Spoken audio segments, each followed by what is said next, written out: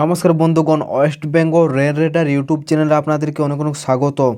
আজ 25শে মার্চ মঙ্গলবার। আজ থেকে কিন্তু পশ্চিমবঙ্গের একাধিক জেলাতে কিন্তু বজ্রবিদ্যুৎ সহ বৃষ্টি হতে পারে এবং তাপপ্রবাহের সতর্কতা জারি করেছে দক্ষিণবঙ্গের জেলাতে। তো কোথায় কেমন তাপপ্রবাহ থাকবে, কোথায় তাপমাত্রা আবার বাড়তে পারে, কোথায় ঝড় বৃষ্টি হবে, তা সম্পূর্ণ জানাবে ভিডিওর মাধ্যমে। তো ভিডিওটা অবশ্যই স্কিপ না করে পুরোপুরি দেখবেন এবং চ্যানেলটা তো নতুন হয়ে থাকলে চ্যানেলটি সাবস্ক্রাইব করে দেবেন সর্বপ্রথম এরকম আবার আপডেট পাওয়ার জন্য। আজকে পশ্চিমবঙ্গ এবং বাংলাদেশ জুড়ে কিন্তু পরিষ্কার আকাশ, কোথাও কোনো বজ্রবিদ্যুৎ বা মেঘলা আকাশ কোথাও নেই। রোদ উজ্জ্বল আবহাওয়া থাকবে পুরো দিনেই। দুপুরের দিকেও কিন্তু পরিষ্কার আকাশ, কোথাও কোনো বৃষ্টিপাত নেই, কোথাও কোনো মেঘলা আকাশ নেই এবং সন্ধ্যার দিকেও পরিষ্কার আকাশ থাকবে। তো কাল এবং পরশু 2-3 দিনের আবহাওয়া কোথায় কেমন থাকবে তা জানার আগে একবার দেখে নেব কোথায় কেমন টেম্পারেচার থাকবে, কোথায় তাপপ্রবাহের সতর্কতা আছে।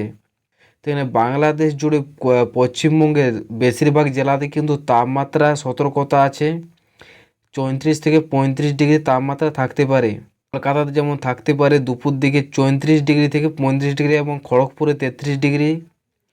তারপর এখানে ধানবাদে 34 ডিগ্রি এবং বর্ধমানে 32 ডিগ্রি, দুর্গাপুরে 34 ডিগ্রি, কাটোয়াতে 32 ডিগ্রি, তার আশেপাশে কোলাঘাটে 32 ডিগ্রি, হলদিয়াতে 32 ডিগ্রি এবং বাঁকুড়াতে 34 এবং পুরুলিয়াতে 33 ডিগ্রি তাপমাত্রা সতর্কতা আছে।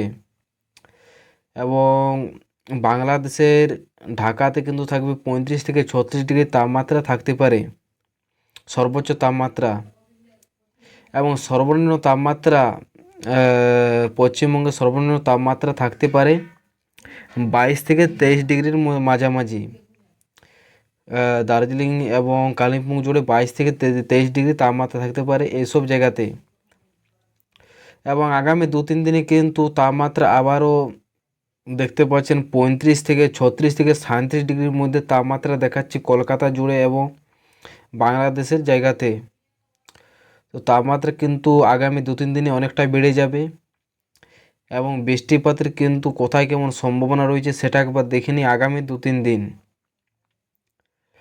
তো এখানে আগামী 2-3 দিন কিন্তু এখানে দেখতে পাচ্ছেন বুধ এবং বৃহস্পতিবার কোথাও কোনো বৃষ্টিপাত নেই, শুধুমাত্র এই কালিম্পং এবং জলপাইগুড়িতে হালকা বৃষ্টি হতে পারে কোথাও কোথাও। বুধবারে সন্ধ্যার দিকে হালকা বৃষ্টি, ঝিটে ফোঁটা বৃষ্টি হতে পারে, বাকি ভারী বৃষ্টি বা বজ্রবিদ্যুৎ সহ বৃষ্টির কোনো সতর্কতা নেই শুক্রবার পর্যন্ত।